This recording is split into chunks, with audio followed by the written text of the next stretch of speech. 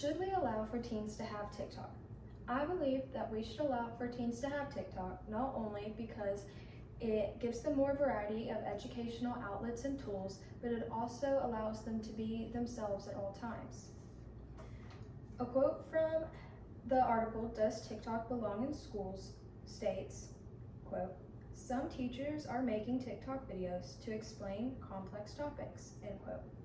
Before we jump in, I would like to share a video with you that opened my eyes and showed me how teachers can become more creative in the classroom and outside of the classroom while using TikTok for their students. Anytime you use the word myself, the sentence has to start with I. Whatever you do to the left, you gotta do it to the right. And then opposite elbow to opposite knee.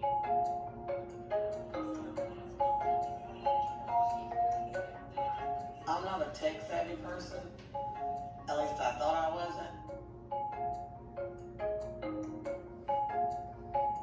But I was just at my wit's end trying to figure out how I could get my students more engaged in learning grammar lessons. I realized I had to meet my students where they were, and that's where they were. They were on TikTok. People are sharing themselves through TikTok, but for me personally, it's a classroom. The sort of content you would find in my TikTok stream, number one, biology, biology, biology. It's all about the science. TikTok makes you get it right. You only have 60 seconds to explain a concept, and you've got to hit the main points, or you get it to 8. That's the octet rule. My TikTok videos provide an on-the-spot remediation, not only just for my students, but for so many other people all over the world. Yes, I saw it from the hilltop. I post a new lesson every single day. I have found that a lot of kids, through their comments, they're hurting out there. So you will see a lot of supportive videos, a lot of encouragement. Great question. Let's compare and contrast. We did a TikTok on Tuesday. It has almost 1 million views, and today's just Thursday. Well, is that correct? No. They were, calling out the answers, and it's just so engaging. I have a Google Doc where all my videos are curated, so you don't have to be part of the TikTok community. You can just click on a link and you can still watch the videos. One of the greatest things that I've heard a student say is, okay, in class, I'm kind of embarrassed and I don't want to ask any questions. So it's really good when I go home and I have the TikTok video. We all learn new tools, right? We can all learn new ways to connect with students. What I appreciate is it gives every student 24/7 access to me as a teacher. The impact I've seen on students is simply that they actually place value on my grammar lessons. Students will say, "Hey, Miss James, don't forget to do the grammar lesson." And then I'm like, "Oh, since when did we start caring about the grammar lesson, It makes me grateful that I can help them, that I can meet that need, that I can teach it in a way that makes sense to them. Since I have opened my classroom to TikTok, I can honestly say that I have a classroom without walls. Dear followers, thank you no matter where you are.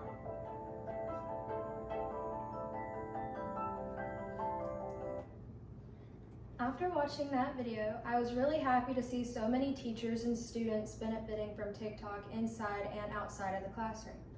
As a student myself, I have had many teachers use TikTok in my classroom. For example, in my 9th grade year of high school, my science teacher would let everyone in the class get out their phones and film one TikTok video explaining the steps of the lab we discussed in class. At the end of class, he would show the whole class everyone's TikToks, and we would all discuss what we learned from each other. I found this to be very helpful because I got to see a lot of different perspectives and how other people worked out their issues in the lab. I also used TikTok in my junior year high school class when my biology teacher would let us do labs and film what we learned and the experiments we did in those classes. It was really cool to see everybody's experiences and different point of views and then get to talk about it with the rest of the class. I'd also like to hit the topic that teens are being able to expand their personal growth and confidence while using TikTok. Although some find it wrong to be so confident over a screen and not always in person, it does help students a lot to be able to do things with their phones because that's what this generation is used to. Through TikTok, many people have been able to find out who they are and what they like with easy access to anything out there. 8th grader Sam Regan from 75th Elmwood stated, "You don't have to pretend to be someone you're not. You can just be yourself."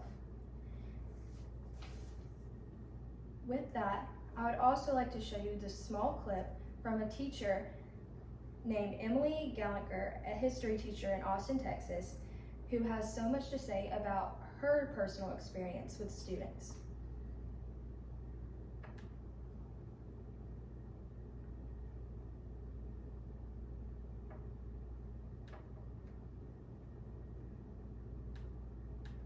It would be really sad to lose the community because it's interesting. TikTok has been the app where I feel like I've been able to actually make relationships with people that feel actually fairly meaningful.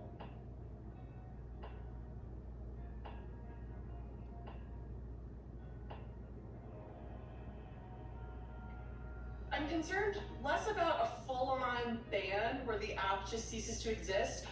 It's more frustrating because every time there's this big what if and that the app might get banned, I feel like a lot of the more kind of businesses and people who are basically funneling money into the app and really like promoting people being on the app get really scared and they kind of back away. And so there's a lot of creators who, like, I know I make some money, right? I collaborate with companies, with educational companies, with history accounts and history museums. And it's like every year when there's talk about a ban, all of that kind of shrivels up for a while and sort of pauses because everyone's like not sure what's gonna happen. So TikTok has been the app where I feel like people are able to discover new people, new accounts, new ideas a lot more easily. It's kind of my go-to now if I find an account that I think my students would find interesting, or if I even just see a video come across and I say, oh, I'm gonna save that to show them when we get to this unit where this has to do with it or whatever. It's just been a really easy way to connect with students and to connect with other, not even educators, but also like historians or people who love the field of history and are coming at it from a bunch of different angles. We've been using YouTube and podcasts and Instagram and all these other things for a long time now. I think it's just gonna be that more like organic spark that I really saw coming from people, students especially who are on TikTok, that is kind of hard to manufacture otherwise. I'm sure because they search every once in a while for like US history review stuff or whatever, but all of a sudden it might pop up like, you might like this really funny edit about like Thomas Jefferson and Aaron Burr, and then they think it's funny, and then they want to talk to me about it. They email it to me. It's like, it's just this really kind of indirect, organic way of like creating a community that just hasn't happened with any of the other apps.